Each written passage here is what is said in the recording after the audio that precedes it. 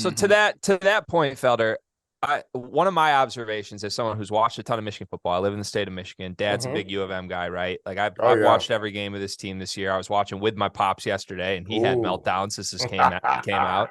But how Those fans much? looked upset. They Oh, looked they oh, for sure, for sure. Or Because back to the point at the top, though, everybody assumed this was a win, and yeah. I think they should have, honestly. Like I think on paper, Michigan should have expected a win in this game. However, how this game played out, how much do you think the fact that they went to that Philly special after that first drive, they're immediately in the red zone. You don't take the 3, you don't convert the 7, you end up 0-0. And even after that, I mean, they had opportunities. They stopped TCU immediately, 3 and out. It was really that J.J. McCarthy first pick 6 that swung the game, set Michigan up where they're playing from behind. How much did that game script swing this? Because this was a bit of a wonky game where weird stuff happened both sides, 3 turnovers, both teams. But what I noticed was Michigan doing some unconventional things I haven't really seen them do this season. Like they're going man-to-man, sending 8 guys, a ton in the second half. That's what you saw in the Quentin Johnson play, right? Like, that's not what they've done. They've sat back in zone and dared teams to beat them and had success with it. How much of the weird decision-making from the Michigan staff, doing things they haven't done all year, was just simply due to the fact that they were down early and had to try some things? What do you think, Felder? Well, one, I think that's a testament to what TCU was able to do. And then 2, and I want to get your thoughts on it, Waddell, and I want to get your thoughts on it, Hack. When you are a team that's supposed to be the Hulk, and then all of a sudden, you got to do a flea flicker, you got to do a running back pass. Yeah. Like, you're not the Hulk no more, dog. Like, and that's the funny thing is we talked about TCU having to reach into the bag of tricks before this game and empty the kitchen sink and throw everything at it. And they really didn't. They just played their game, man. Yeah. Yeah, that's a good point, Felder. Greg, tell me. Like, yeah, I mean, it's weird because I think I think you're running blitzes you never ran, and you're. It was more baffling to me on the defensive side. To your point, like they ran some stuff I haven't seen them do against anyone, Ohio State included. And they were down to Ohio State for much of the first half in that game. They didn't go away from who they were. The weird offensive trick play stuff, like it's easy to criticize, but at the same time, like they ran the little halfback fake throw against Ohio State. It worked. So it wasn't shocking to me. They needed it last night. You're right. 100%. They needed it.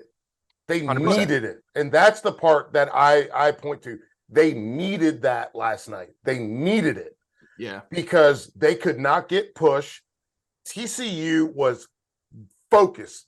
I'm an A-gap player. Guess what? I'm in A-gap. I'm a B-gap player. I'm in B-gap. They were focused on what they were doing after that first big run. They knew what they were supposed to do. They understood the assignment.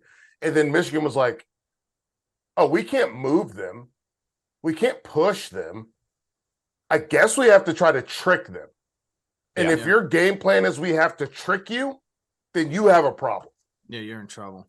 To answer your question though, Greg, about the game flow and how much that dictated it, I think that you highlighted it perfectly with that first drive though, right? Like you see the ISO, they rip off a big play, and then they kind of started it themselves before it was even a 14-0 ball game. You know what I mean? They started it with how they set the tone in that first drive. And to me, this just, again, really uncomfortable. And, I don't know if it's just a coaching staff and a team that doesn't have a ton of experience playing in those types of games at the end of the day, right? And trying to be something, like I said, that they're not. That's the theme for me for this game. They just tried to be something that they weren't. And I don't know if it was they got creative, got cute, stuff that we talked about, like, oh yeah, they're just saving this for the right time. But it's just like they just tried too fucking hard. Like that's the only way. Like they're just trying too hard. They couldn't do any of their regular stuff.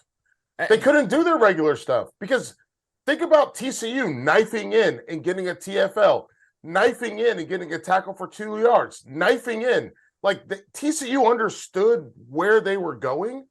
But what I'm saying is with their conceptual They're supposed to dominate. But with their identity of football, though, fuck the domination. Like with their identity of football, if you can run the football the way that they have and the way they started the game, like you need to start working in play actions. You need to start working in nakeds. Get JJ on the edge. Get him some easy completions. Use your athletes in space. Use your tough physical guys in space, right? And all those things, if you have defensive guys that are playing sound, that's not outside of your identity. That's not outside of your skeleton. It's wrinkles compared to what you've had to do, but it's stuff that team and a younger quarterback, identity. It's still your identity, right? But it's just that next evolution of that identity that they really never got into. They went from like their identity to like you said, like fucking like what the fuck are they doing? Running reverse passes and flea flickers and shit. Like they skipped a whole step in evolution, right? Yeah. And that's what got me is like you're watching the game. Watching the game, I'm sitting there like, okay, if we can't run the football, like maybe let's try to screen them. Let's try and get them with some misdirection. Let's try and, like I said, action it on early downs when they're thinking run heavy and they might be bringing some pressure and we could get a favorable matchup on the outside. Get JJ where he can use his legs, not just from the pocket. So to me, there was a lot of different, there was a lot of baby steps that they could have taken to ultimately get to where they wanted to get to. And they just never did it. Skipping a step is the perfect way to put it because this is a team that should have, TCU is making good run fits. Mm-hmm. Okay, so what do we do next? We show them run, and then we hit this guy here, this guy here. I also think Schoonmaker getting hurt was a big deal. Yeah. That was huge. And what is it? Is it Loveland? Yeah, Colson Loveland. Loveland. Yep.